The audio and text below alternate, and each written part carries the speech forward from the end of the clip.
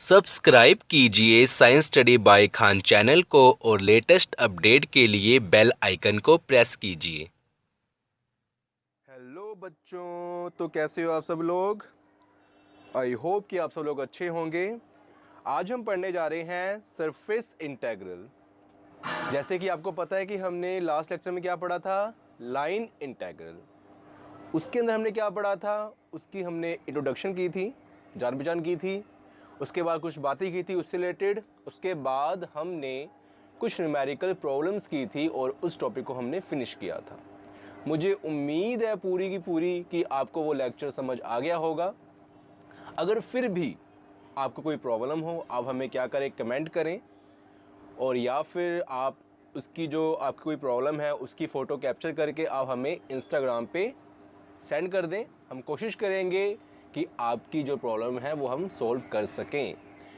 और अपनी जो इंस्टाग्राम की आईडी का लिंक है वो मैं डिस्क्रिप्शन में दे दूंगा।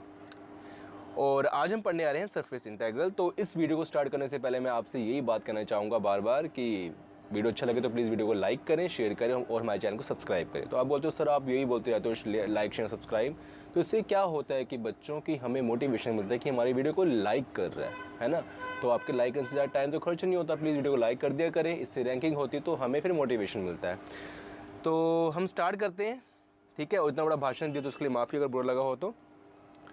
हाँ, सरफेस इंटीग्रल एक्चुअली होता क्या है, तो इसके नाम से चल रहा है पता, surface integral.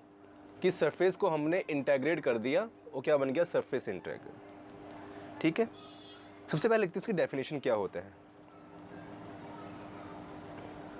Integral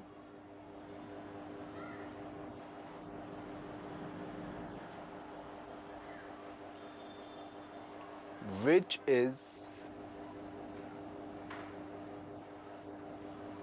evaluated over the surface S is called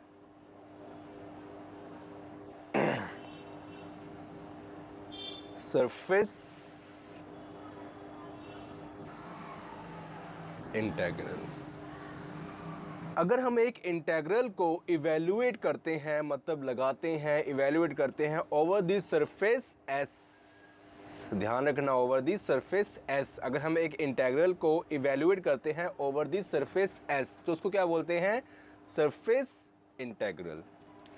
यहाँ पर मैंने एस नाम इसलिए दिया क्योंकि सरफेस जो स्टार्ट होता है वो एस से स्टार्ट होता है, तो मैंने एक सरफेस को नाम दे दिया एस। आप A B C D E F G फलाना ठिकाना कुछ भी दे सकते हो, ओके। तो इसकी कोई आपने चिंता नहीं करनी, कुछ भी जो आपका मन है वो दे दें, लेकिन एस वैसे ज़्यादा अच्छा लगता है क्योंकि एस से सरफेस और हमने एस उसका नाम दे दिया। इसको समझते हैं और कि इसको हम कैसे और ज़्यादा डिफाइन कर सकते हैं, उसके लिए हमें थोड़ा कुछ और लिखना पड़ेगा, कुछ और समझना पड़ेगा, हम वो देखते हैं। Consider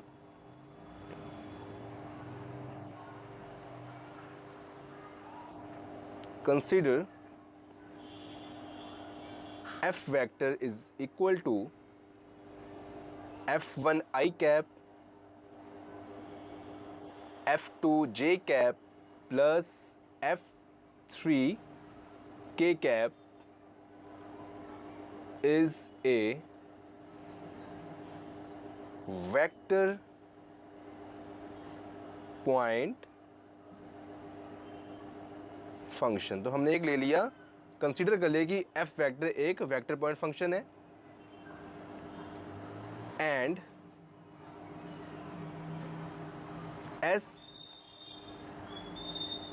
is a surface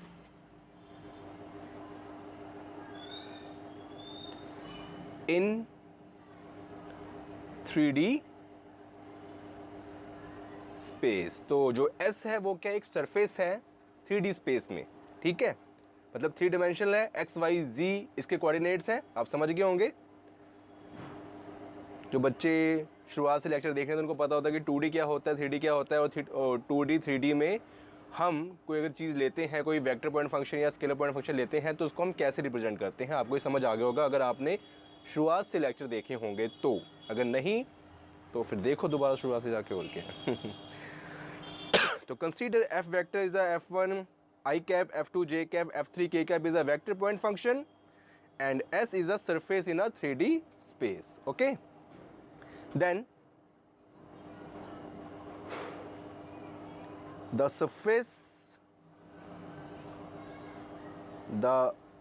surface integral is defined. तो फिर सरफेस इंटीग्रल को डिफाइन क्या करेंगे, मतलब कैसे करेंगे हम, एज कैसे करेंगे देखें, इसको मैं ऐसे डिफाइन करेंगे, डबल इंटीग्रल मतलब दो साइन लेने हैं, S F vector dot D S vector, या फिर हम इसको ऐसे रिप्रेजेंट कर सकते हैं, कैसे, F vector and D S vector, या फिर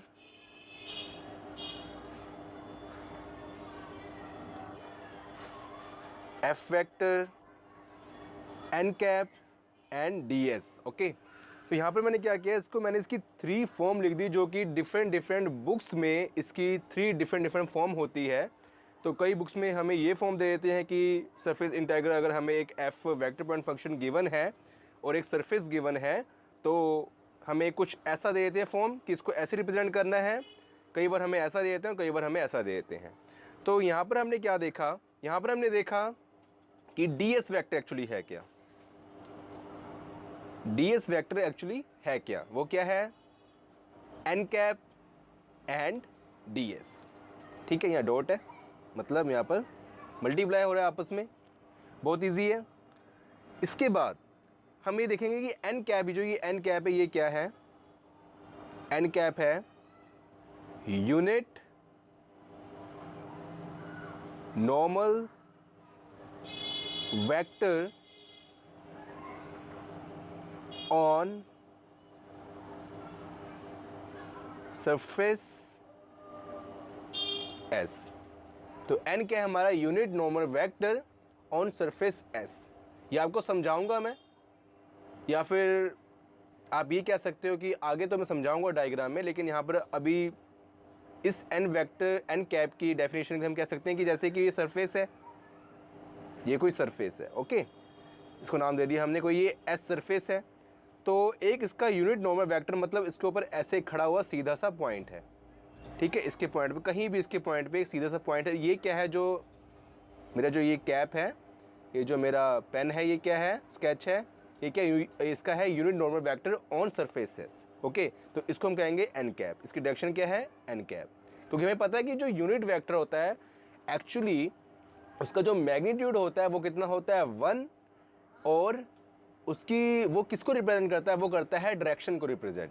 ओके, उसके बाद क्या है, जो ये डी एस है, डी एस एक्चुअली है क्या, ठीक है, क्योंकि डी एस वेक्टर है, ये एक स्मॉल पोर्शन होता है, मैं बताता हूँ आपको डी एस एक्चुअली है क्या, स्मॉल पोर्शन ऑफ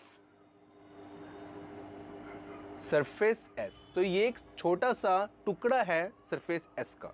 तो ये सरफेस एस है, मान लो इसमें से हमने इतना सा पीस कट कर लिया, मतलब सिलेक्ट कर लिया, तो ये जो छोटा सा पीस है ये क्या है, डी एस. ओके, तो आई होप कि आपको ये समझ आ गया होगा. यहाँ पर जो डी एस वैक्टर एक्चुअली है क्या, तो जो डी एस वैक्टर है वो स्मॉल टुकड़ा ही है, लेकिन इसकी कुछ डायरेक्शन है, और डायरेक्शन क्या है, एन कैप. एन कैप जो इसका यूनिट वेक्टर है, इसकी डायरेक्शन को रिप्रेजेंट कर रहा है, तो वो क्या हो जाएगा, डी एस वैक्टर. जब हम एन कैप और डी एस को आपस में मिला देंगे, जो अब अगर हम लेते हैं डी एस ओनली लेते हैं मैग्नीट्यूड, कि एक सरफेस के ऊपर छोटा सा टुकड़ा डी एस हमने ले लिया, तो हम लिखेंगे डी एस. अगर हम इस डी एस की, जो इस छोटे से टुकड़े की डी एस की डायरेक्शन को रिप्रेजेंट करेंगे, तो हमें एन कैप की ज़रूरत होती है. अगर एन कैप की ज़रूरत हुई तो ये बन जाएगा डी एस वैक्टर. ओके, तो हमें पता है कि एक वेक्टर क्या होता है, जिसका मैग्नीट्यूड भी हो और जिसकी डायरेक्शन भी हो, और एक स्केलर क्या होता है कि जिसका ओनली मैग्नीट्यूड हो, जो मैग्नीट्यूड हो, डायरेक्शन ना हो. तो यहाँ पर क्या है कि जो डी एस है, डी एस वैक्टर है, ये हमारा एक वेक्टर फंक्शन है, और जो डी एस है वो क्या हमारा एक स्केलर फंक्शन है. तो आई होप कि आपको इतना समझ आ गया होगा. अब आगे हमें क्या करते हैं कि हम किसी भी सरफेस इंटेग्रल को रिप्रेजेंट करने के लिए, सॉल्व करने के लिए हमें टू वेरिएबल्स की ज़रूरत पड़ती है। वैसे तो हमने यहाँ पर लिया है कि जो सरफेस एस है वो एक 3D स्पेस है, मतलब यहाँ पर 3 वेरिएबल्स है एक्स वाई जी है, ठीक है। लेकिन इसकी जो इसकी आगे जो हम पढ़ेंगे, इसके बारे में बात करेंगे, इसकी जो प्रॉब्लम्स होगी उसको सॉल्व करने के लिए स्टूडेंट हमें टू वेरिएबल्स की ज़रूरत पड़ेगी। वो वेरिएबल एक्स वाई हो सकते हैं, वाई जी हो सकते हैं, या फिर जी एक्स हो सकते हैं। तो इसको हम डायग्राम के द्वारा समझेंगे सही तरीके से, ठीक है। तो हम आगे बात करते हैं। तो अच्छा बच्चों, यहाँ पर मैंने एक टूटा फूटा सा बेकार सा डायग्राम बना दिया। मेरी जो ड्राइंग इतनी अच्छी नहीं है, मैंने आपको पहले बता दिया है। तो मैंने एक टूटा फूटा सा बना दिया, उसको समझे, कोशिश करूँगा कि आपको समझ आ जाए। कोशिश मैंने बहुत की, लेकिन ऐसे ही बना मेरे से, ठीक है ना। अब यहाँ पर कि मैंने एक सरफेस एस ले लिया है, मान लो कि ये सरफेस कोई एस है, ठीक है। मैंने पीछे क्या बोला था कि हमें हमेशा दो वेरिएबल्स की ज़रूरत होती है सरफेस इंटीग्रल की जो प्रॉब्लम्स है वो सॉल्व करने के लिए। तो मेरे कहने का मतलब क्या, आप ये समझें। अब जैसे कि एक कोई सरफेस एस है, वो अलोंग जी एक्सिस है, मतलब जी एक्सिस के अलोंग है, एक जी एक्सिस में, क्योंकि 3D स्पेस है, सरफेस वो 3D में होता है, तो वो जी एक्सिस में है सरफेस, ओके। तो यहाँ पर इस सरफेस की जो परछाई है, इसको बोलते हैं प्रोजेक्शन। वो उस प्रोजेक्शन को लेना है, ठीक है। और जो जैसे कि ये परछाई है, जैसे कि यहाँ पर मान लो कोई चीज़ है, उसकी परछाई नीचे आ रही है, तो जो उसकी परछाई है उसको हम सॉल्व करेंगे, ठीक है। और उसको हम क्या सॉल्व करेंगे, उसको मान लेंगे कि ये एक रीजन आर है, और उसको हमने लिया है एक्स और वाई एक्सिस के ऊपर, ठीक है। तो मेरा कहने का ये मतलब था कि आप समझे, मैं फिर आपको कोशिश करता हूँ समझाने की, कि अगर हमने कोई सरफेस को जी एक्सिस में लिया तो उसकी जो परछाई आ रही है वो हम दो एक्सिस में लेंगे, एक्स और वाई एक्सिस में, ओके। तो वो क्या हो गया, रीजन आर में लेंगे, ओके। तो उसको मान लेंगे रीजन आर है वो जो एक्स वाई एक्सिस में हमने उसकी परछाई ली है।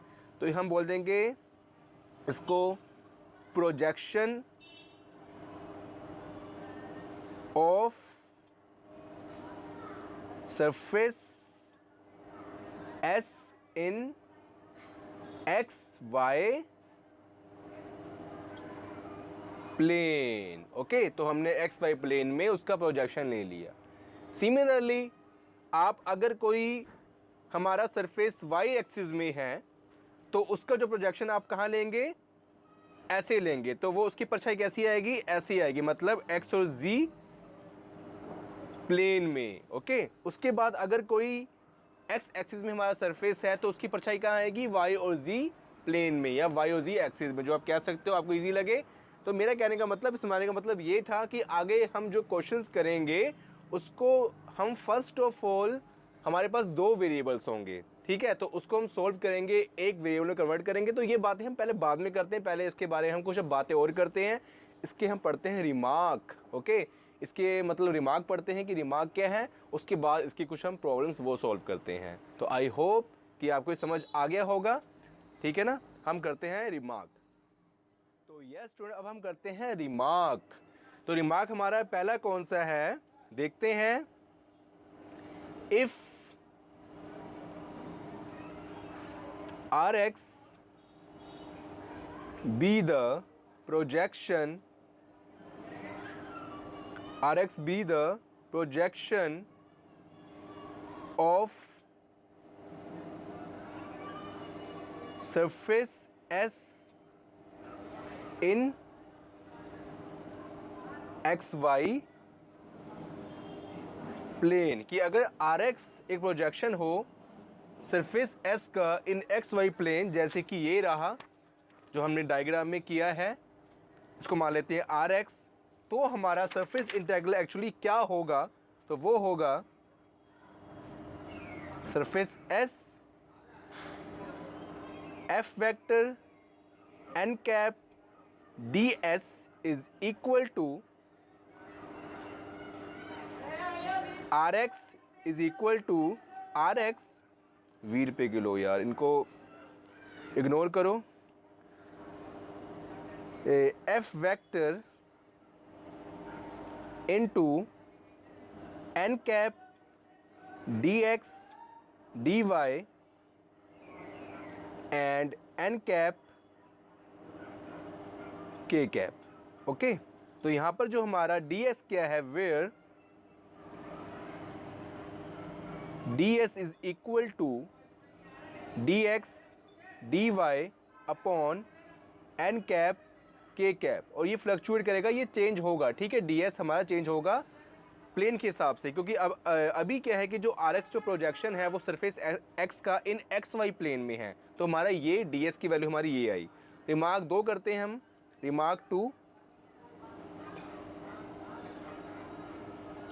रिमार्क 2 करते हैं हम। If ry be the projection of surface S in YZ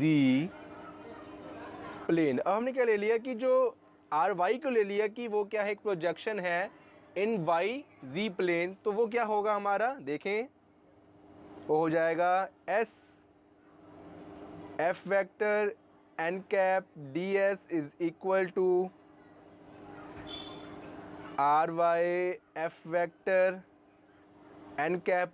अब क्या होगा, जो ds की जो वैल्यू है वो क्या बन जाएगी, ds, क्योंकि अब क्या है y और z प्लेन में, तो ये बन जाएगा dy dz upon n cap, यहाँ पर तो n कैप यहाँ पर आएगा, और साथ में क्या आएगा, y z प्लेन में है तो आई कैप, ठीक है। अब हम करते हैं remark 3। Remark 3, if RZ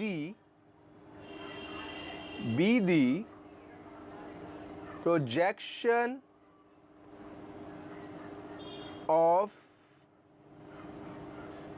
surface S इन कौन से प्लेन में, Z में, तो RZ, ठीक है, RX RY RZ, तो ये होगा XY।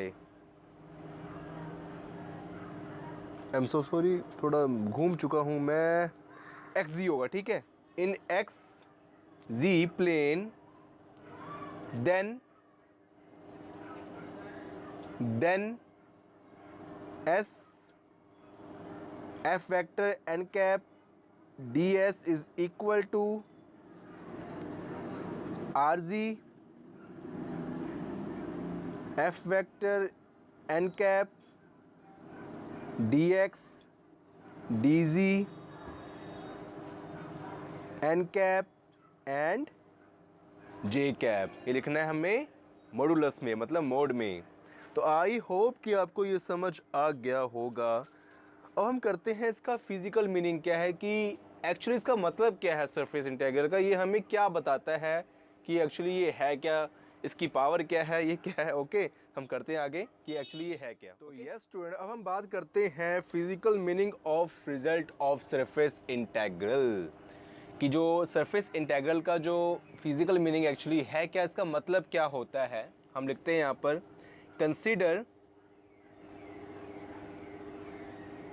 consider f vector is equal to f1 I cap,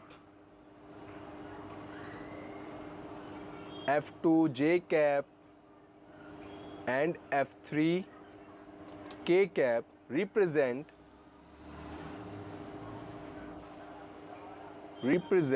the velocity of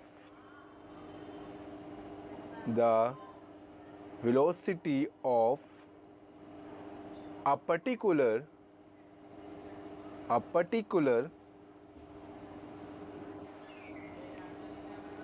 point of any fluid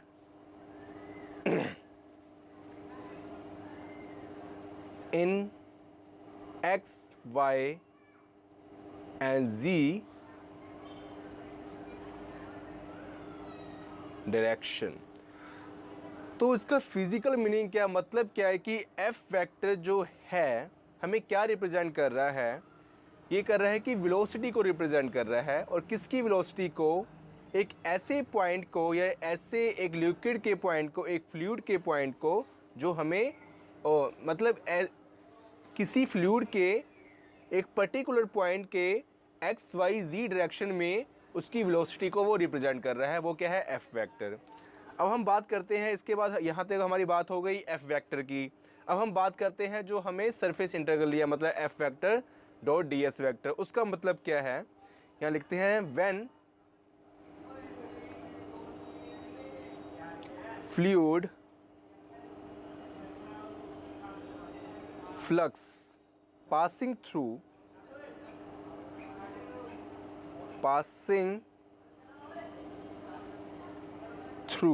a surface,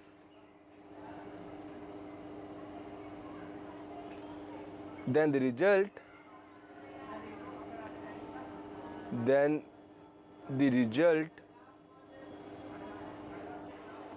of surface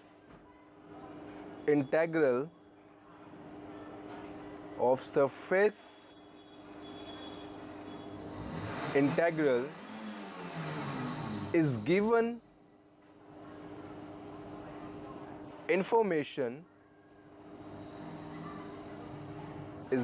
information about the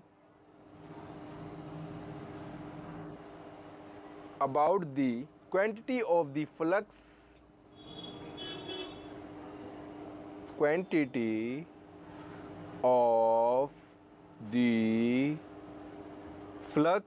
passing through the surface,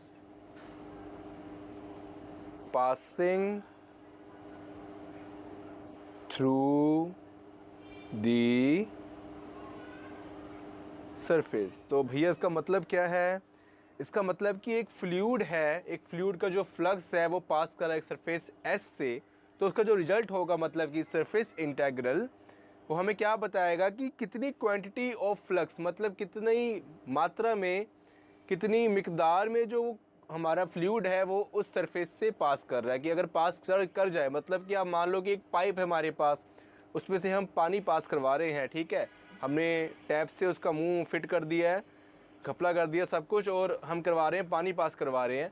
तो 1 घंटे के अंदर उस pipe में से कितना पानी पास कर गया, तो उसको हम क्या बोलेंगे, सरफेस इंटीग्रल। ओके, तो बच्चों काफ़ी इजी लेक्चर था, ठीक है, और आप बोर ना हुआ करें थोड़ा सा, इसलिए हम आपको हंसाते रहते हैं बीच बीच में कि आप बोर ना होएं। और अगर आपको ये वीडियो अच्छी लगे तो लाइक करना मत भूलें। अभी भी कह रहा हूँ, पहले ही बोला था कि आप पहले ही कर दें, वरना आप भावनाओं में घूम जाएंगे, खो जाओगे।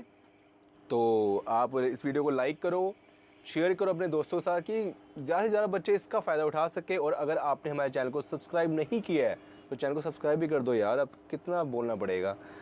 तो फिर मिलते हैं नेक्स्ट वीडियो में इसके न्यूमेरिकल्स प्रॉब्लम के साथ। तब तक के लिए अपना ख्याल रखना, टेक केयर, अल्लाह हाफिज़, गुड बाय।